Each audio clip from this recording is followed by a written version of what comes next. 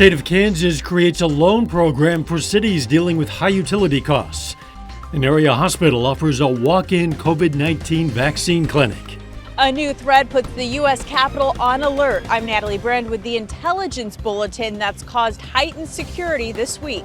The 4 states' most watched news starts now. Pittsburgh Police Department releases new details about a suspicious device found yesterday near Pitt State. This is KOAM News at 5. Pitt State Police yesterday found the device on the 1500 block of Joplin Street, and later the Kansas State Highway Patrol's hazardous device unit left with the device. Today they say they were able to dismantle it and found it contained a small amount of incendiary components. Pieces of the device have been sent to a lab to look for further evidence. The Kansas governor signs legislation to provide relief for cities facing high gas bills. Governor Kelly announced yesterday a $100 million low-interest loan program has been created for cities facing high utility bills after February's winter weather. A city that could benefit in a big way is Humboldt, Kansas. Right now, the city faces a $1.6 million natural gas bill. Their normal monthly gas bill is closer to $30,000, so they do not have the money to cover it, and residents would not be able to afford the kind of price hike it would take to pay it. I can't pay my $1.6 million bill when I only have $250,000 in reserve. I would be in violation of the law. So this legislation allows us to be legal and have a loan long enough to help us recover. Herder tells us the Humboldt City Council will have to approve applying for the loan, but that will be his recommendation. We're going to hear more about the situation in Humboldt tonight at 6. Joplin's Mercy Hospital is offering a first dose of COVID-19 vaccine to qualified Missouri residents through a walk-in clinic. Those qualified include people ages 65 and older, any adult with underlying health conditions, healthcare workers, first responders, and other emergency personnel. The clinic is offered through Saturday, but it is on a first-come, first-served basis. 131 doses were given out just this morning. So this particular week, we find ourselves in a situation where we received more vaccine than we were anticipating. So we have an excess, and we are trying to be good stewards of that vaccine and get that vaccine to people that need it. Today's clinic is going to be open until 6. There will also be clinics tomorrow and Saturday from 8 a.m. to 6 p.m. Jasper County Health Department reports 6 new coronavirus-related deaths. Officials say the patients were 4 men, 1 in his 90s, 3 in their 70s, and 2 women, 1 in her 40s and 1 in her 70s. These deaths bring the county's total to 149. You can get updated COVID numbers for other area communities at KOAMnewsnow.com. Doug Heddy joins us now as promised and as expected. Another beautiful day out there, Doug. Yeah, fantastic day for us once again, even a little bit warmer than what we saw yesterday. And we've had mostly sunny skies all day long for us today. Look at our temps, 68 in Chanute, 68 in Miami, 70 in Joplin, 69 in Neosho, and these temperatures are going to stay very nice as we go through the evening hours. We got a light southerly wind kind of helping those temperatures warm up. The winds are going to increase a little bit tonight and then into the daytime hours tomorrow. But look at the clouds starting to increase out across our western counties on the Kansas and the Oklahoma side, and it's this weak storm system which is going to work in later on tonight and then into the daytime hours for us tomorrow. Look at how the clouds increase through the evening hours. I think most of us stay dry. The showers stay to our west, but they'll start to roll in later on tonight and into the daytime hours tomorrow. So, of course, we're going to break this forecast down for you here in just a bit. All right, catch you then. Thanks, John. The U.S. Senate has officially begun consideration of the president's American Rescue Plan, but Republicans vow to slow down the process. The Senate's top Democrat says the chamber will pass the bill no matter how long it takes. Reporter Skylar Henry has more from the White House. As the Senate prepares to vote this week on the $1.9 trillion COVID relief bill, Republicans are pushing to delay the process. Wisconsin Senator Ron Johnson has threatened to force a full reading of the bill on the floor. All I'm trying to do is make this a more deliberative process. Obviously shine the light on this abusive and obscene amount of money. We Democrats want America to hear what's in the plan. Majority Leader Chuck Schumer says the Senate will stay in session for as long as it takes to get to a vote. The time is now to move forward with big, bold, strong relief. With weekly unemployment claims ticking up slightly last week, the Senate relief proposal is expected to maintain the House-passed $400 weekly enhanced unemployment benefits through August, though some Republicans are calling for the amount to remain at the current $300 per week. President Biden has continued his public push to get the bill passed, and he says success on the American Rescue Plan could build momentum on his other legislative priorities. We have a number of meetings with Republicans on the coronavirus bill. The president and top health officials have slammed the loosening of COVID restrictions in Mississippi and Texas this week, saying now is not the time to let up. Thursday, Alabama Governor Kay Ivey announced she will maintain her state's mask requirement for only one more month. Skylar Henry, CBS News, the White House. According to the latest CDC numbers, nearly 110 million doses of the Moderna and Pfizer vaccines have been delivered. More than 54 million Americans have received at least one dose of the vaccine. Security is on high alert at the U.S. Capitol after law enforcement agencies warned of potential violence today.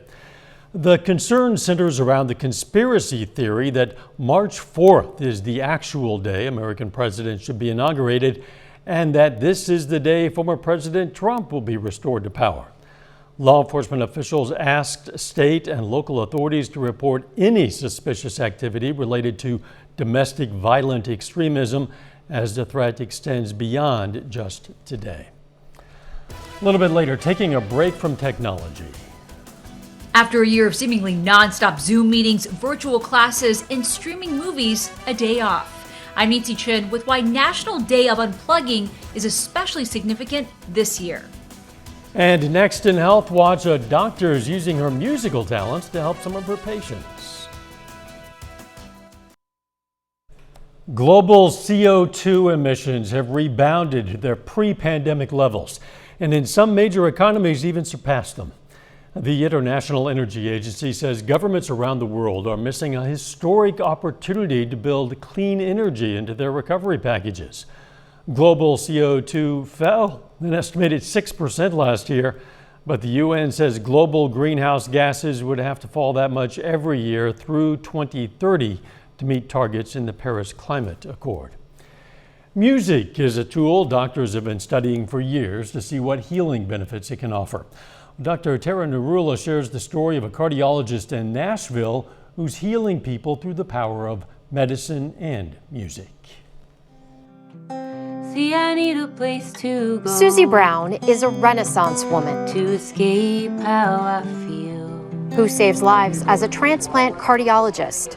I meet people who are basically dying from heart failure, and with transplant, we can, give them their lives back. And is breaking barriers with a second career as an acclaimed singer-songwriter. You could be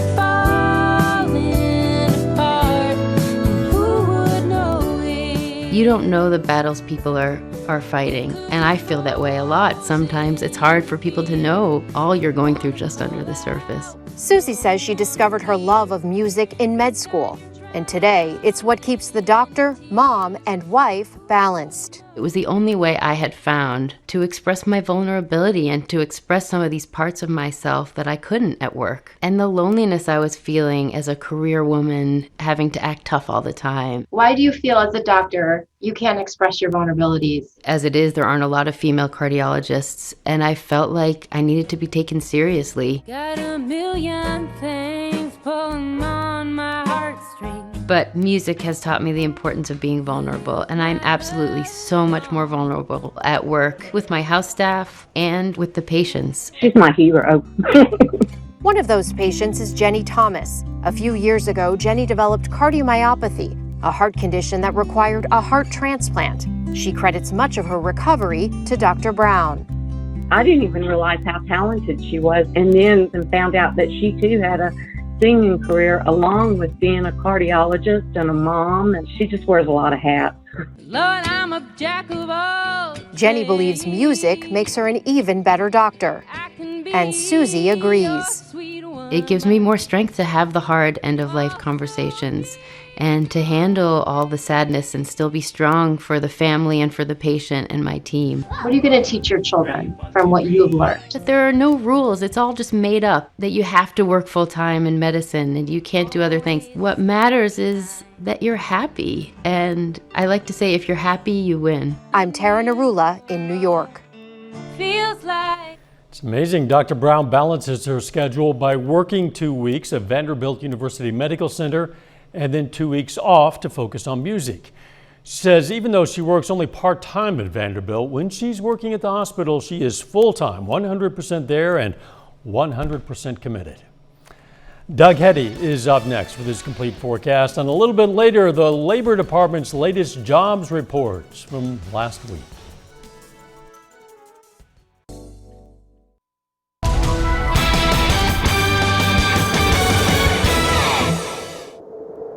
Definitely turned out to be a great day for us today. Temperatures fantastic as we went all the way up into the lower 70s across the region, which is pretty good. We'll definitely take that for this time of the year. But look at our temperature trend. You can see over the past 36 hours, near 70 for us yesterday, and then into lower 70s for us during the afternoon hours today. Still great. You got some daylight. The daylight hours are extending, of course. Still have some time to get outside and enjoy it. 67 in Yates Center, 68 in Miami, Nowata at 67, Cassville 69. Nevada is also sitting at 70 degrees. Light southerly winds all day long, but this has helped our temperatures warm up throughout the afternoon. Now, you can see out across central Kansas, the winds are a little bit stronger. Our winds are going to start to increase a little bit as we go through the evening hours. We're going to drop back through the 60s, 50s. I think most of us into the mid 40s. To upper 40s for overnight lows tonight.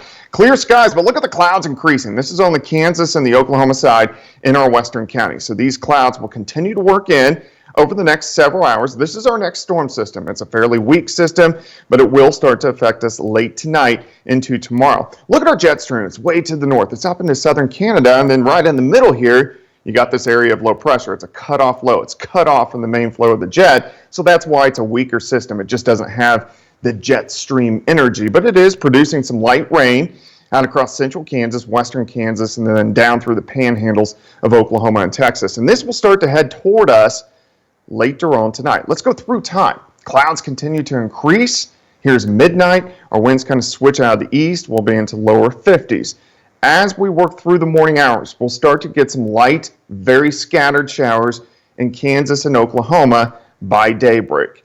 As we go through the morning, light hit and miss showers through the morning hours, and then by early afternoon, we're still going to have these light hit and miss showers. It's not going to be widespread rain by any means, just these kind of random light showers. A lot of clouds. It rolls out late in the day. May even see a little bit of sunshine by the time we head into the evening hours. 46 to start, 50 by noon. High temp, much cooler at 54. We're going to have those northerly winds at about 10 to 20.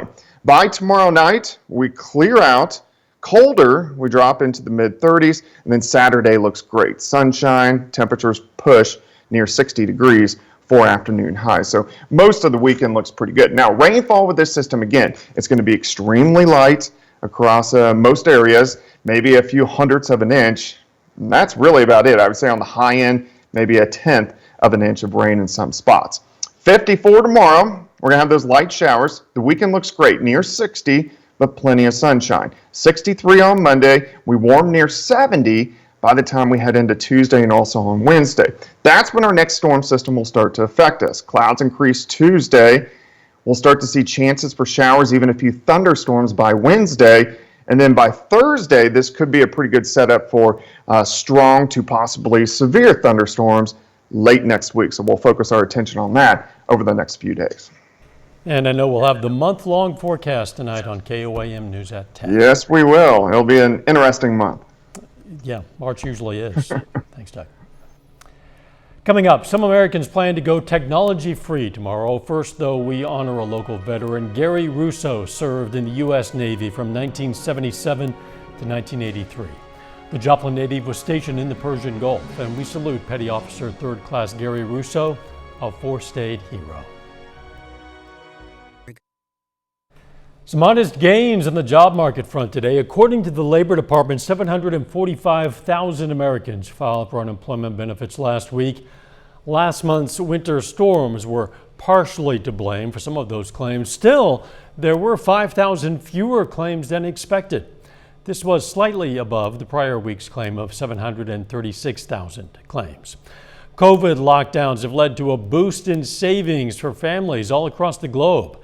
Here in the U.S., Americans have been able to squirrel away $1.5 trillion while staying at home. Other countries, including the UK, China, and Japan, also report a savings hike. Bloomberg Economics estimates worldwide people put away a total of $2.9 trillion.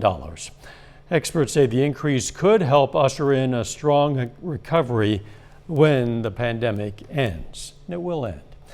Most of us have spent more time than ever in front of our screens this past year, whether it's on phones, computers, or televisions. Well, tomorrow is the National Day of Unplugging. Reporter Nancy Chen takes a look at how people plan to spend the day without devices.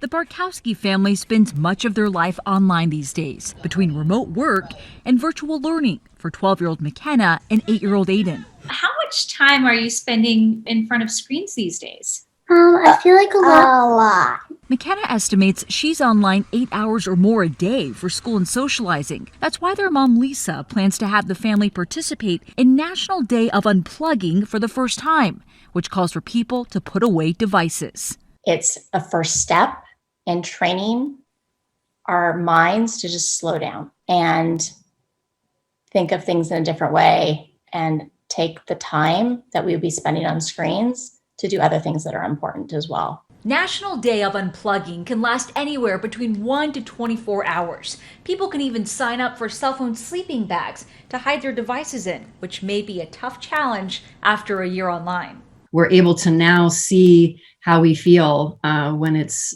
in excess. Kim Cavallo is a National Day of Unplugging organizer. I think the thing is to realize, is that what I want to do with my time when I'm not working or I'm not in school? The campaign suggests activities like getting outside or joining their scavenger hunts. I think it should be something that families should maybe do maybe once a week or even more than that. Realize that there's a lot of other fun things to do. The Barkowskis are looking to go kayaking, a day on the water and off the grid. Nancy Chen, CBS News, New York. Final check of the forecast next.